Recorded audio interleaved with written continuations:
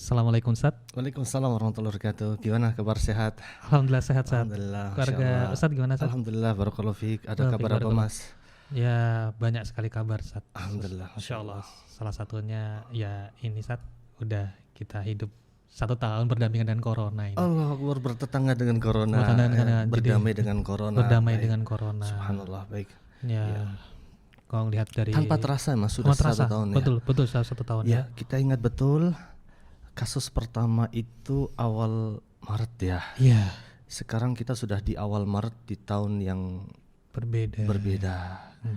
Dan dengan suka dan duka kita berdampingan dengan Pasti. corona, pasti ada hikmahnya. Insyaallah pasti. Ya, Insyaallah. pasti ada hikmah.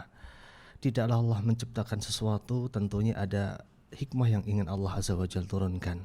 Iya. Saya ingat sekali bahwa sesungguhnya Rasulullah SAW pernah memerintahkan kepada kita, Nah, kalau kita punya niat baik, Mas, iya.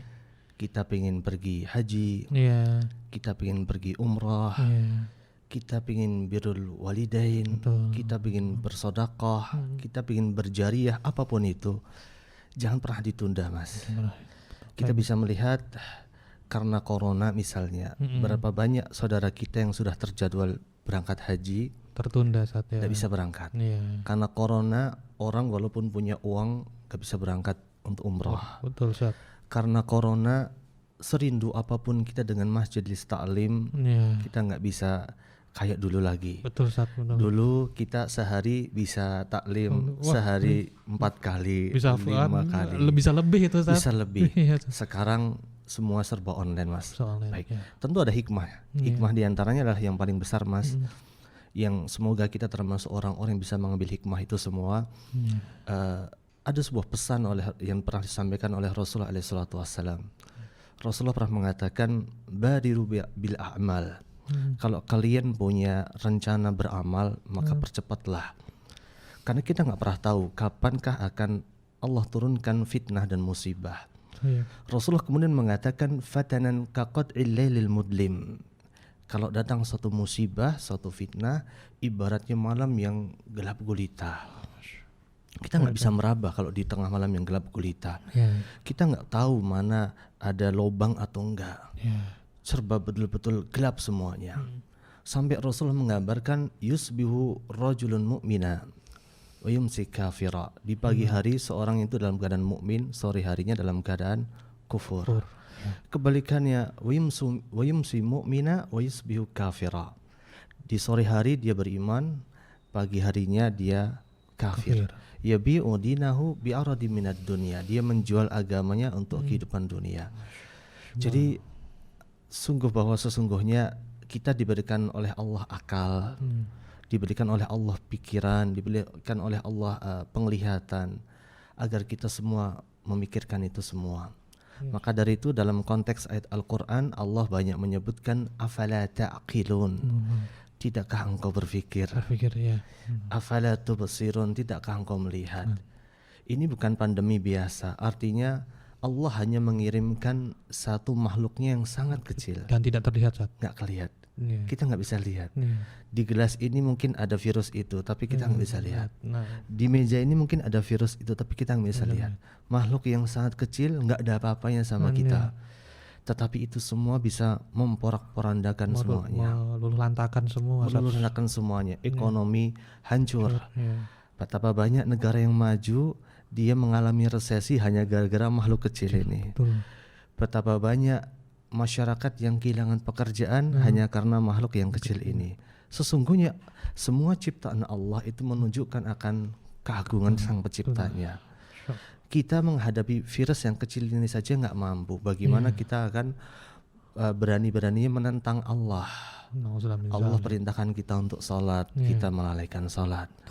Allah perintahkan kita untuk berbuat baik kepada sesama, kita justru mendolimi orang lain. Maka banyak di antara kita yang justru menentang Allah.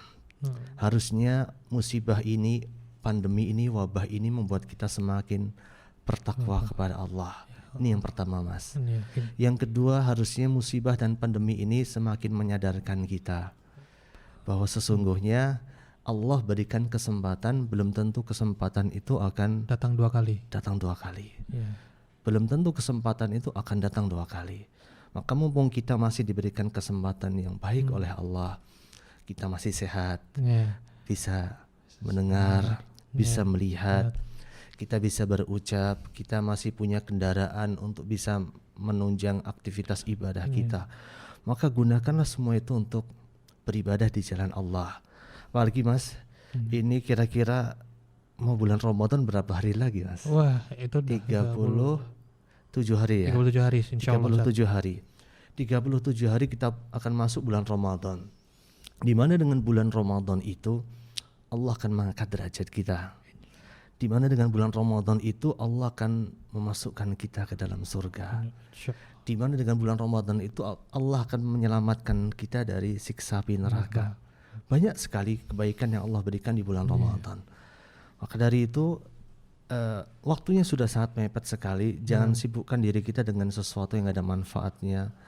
Sekarang lagi rame kemarin masalah apa Mas? Pelakor, miras, pebinor, masalah miras, perdukunan juga, persatuan dukun Nusantara nasional, terus kemudian pepapor yang semalam itu lagi rame, perebut partai orang gitu ya. Gitu ya. Rame banget itu ya Allah, trending banget. Jadi Allah. lagi rame banget semuanya. Maka dari itu itu sesuatu yang gak ada manfaatnya kita menyibukkan diri kita dengan itu. Ramadan sudah di depan mata kita. Ibaratnya begini, timnas kita Indonesia masuk di laga final Piala Dunia.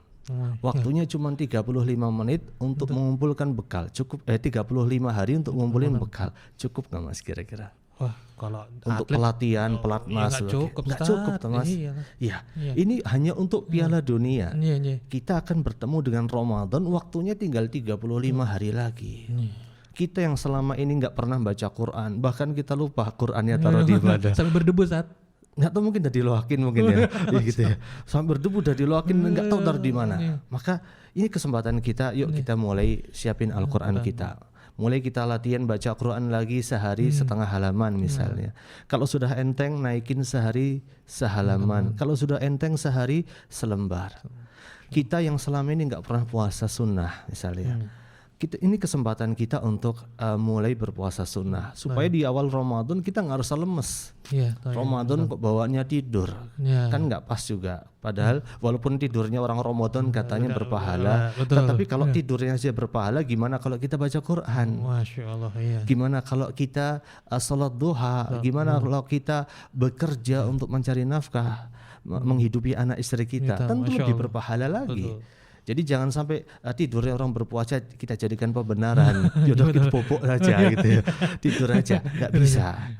Maka puasa sunnah mulai kita giatkan. Minimal Senin Kamis lah. Seperti itu. Kita sekarang sholat Isya jam 9:04 misalnya. Kita bisa tidur lebih awal jam 8 supaya kita bisa bangun lebih awal, sholat tahajud.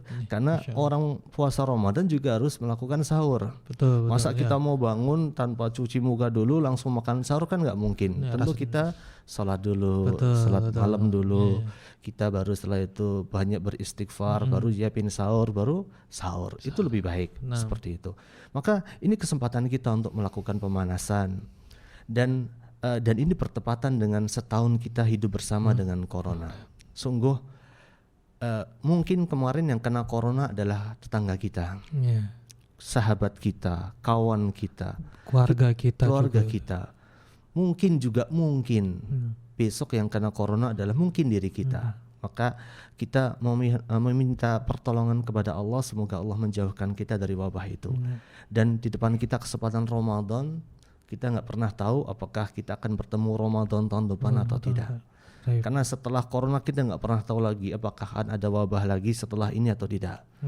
Mungkin nggak pernah terlintas dalam pikiran kita, Mas, akan ada wabah sifatnya global dan wabah itu memporak-porandakan segalanya. Seluruh dunia.